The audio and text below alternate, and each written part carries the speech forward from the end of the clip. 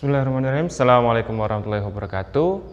Kita belajar kembali untuk persiapan penilaian akhir tahun. Pada kali ini kita akan belajar materi tentang rasio trigonometri. Nah, beberapa soal yang akan kita bahas akan kita tampilkan sebelumnya di slide berikut.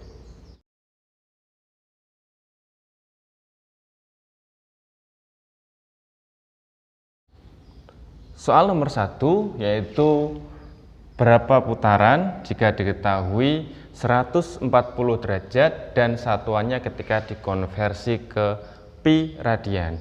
Soal nomor 1 ini membahas tentang konversi sudut atau satuan-satuan sudut ya, dimana kita akan mengerjakannya kalau dalam yang diketahui adalah 140 derajat akan kita rubah ke dalam putaran, maka kita harus tahu satu putaran itu berapa derajat.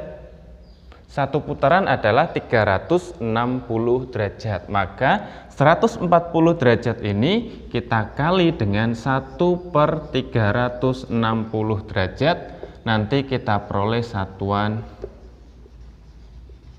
putaran seperti itu.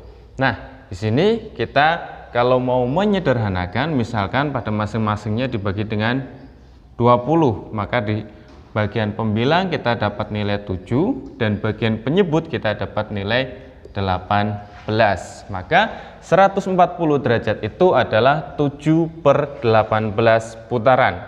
Berikutnya, berapakah pi radiannya? Maka kita harus tahu sama konversinya 140 derajat nanti dia menjadi satuan pi radian. Kita harus tahu konversinya, yaitu apa? Dibagi 360 derajat dikali dengan 2 pi radian. Ini sudah telah kita sederhanakan tadi menjadi 7/18, maka kita coret dengan 2, kita mendapatkan hasil yaitu 7/9 pi radian. Demikian untuk soal nomor 1. Berikutnya untuk soal nomor 2, diketahui cos alfa nilainya 1,5. Ya, pada soal cos alfa, sudut alfanya adalah sudut lancip, berarti dia terletak di kuadran yang pertama. Tentukan semua perbandingan trigonometri yang lainnya dari sudut alfa. Kita tahu bahwa perbandingan trigonometri selain kosinus ada sinus alfa, sin alfa, berikutnya ada tangen alfa, terus yang kebalikan dari 3 ini ada sinus, kebalikannya adalah kosekan. Ada yang menulis begini, ada juga buku yang menulis CSC alfa, maksudnya kosekan alfa. Ada berikutnya ada sekan alfa, dan yang terakhir adalah kotangen alfa.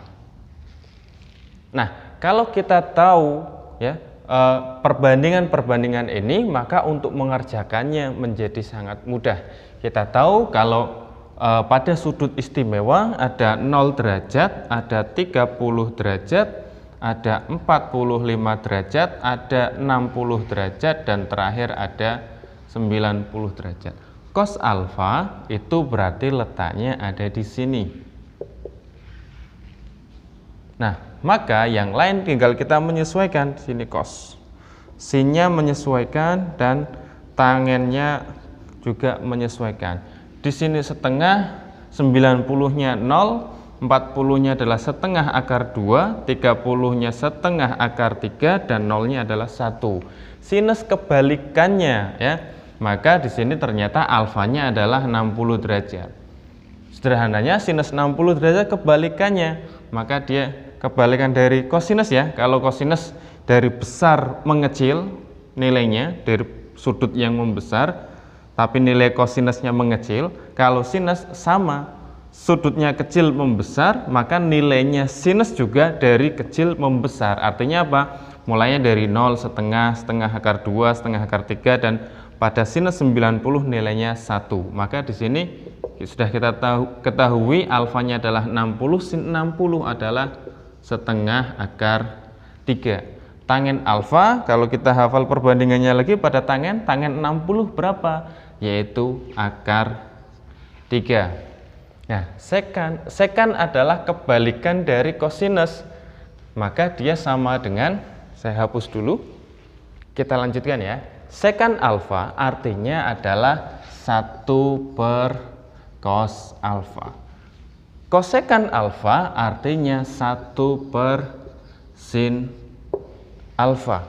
Yang terakhir kotangen artinya adalah 1 per tangen alfa.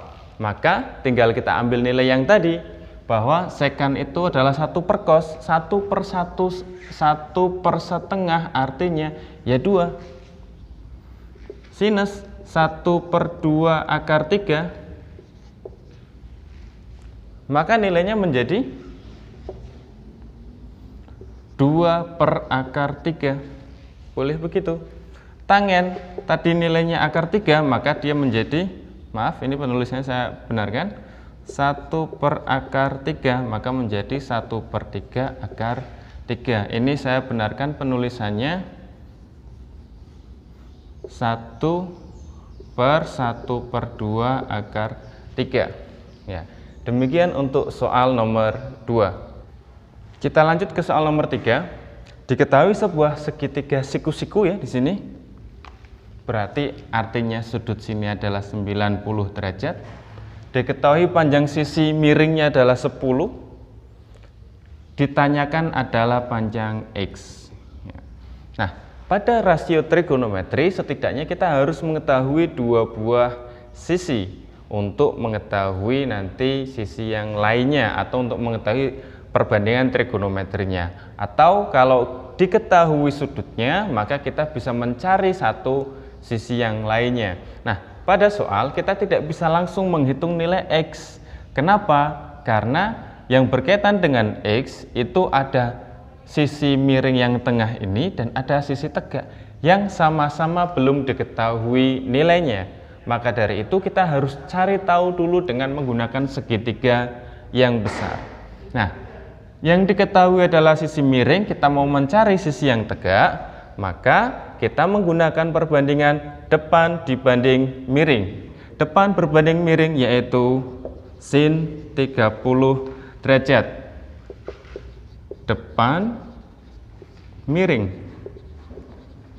Sisi depannya adalah dari sudut adalah Y, sisi miringnya adalah 10, sinus 30 adalah setengah, maka kita bisa menentukan nilai Y.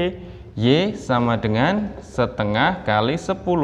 Kita mendapatkan nilai Y sama dengan 5. Jadi nilai Y ini sama dengan 5. Nah, berikutnya kita akan menghitung nilai X dengan perbandingan trigonometri sudut 60 derajat dengan yang diketahui adalah sisi depan dan sisi samping. Depan per samping itu adalah perbandingan trigonometri dari depan per samping. Ya, tangen. Tangen 60 derajat. Ya. Depan per samping. Tangen 60 kita tahu nilainya adalah akar 3. Sisi depan Y diketahui adalah 5. Maka nilai X-nya kita taruh di sini.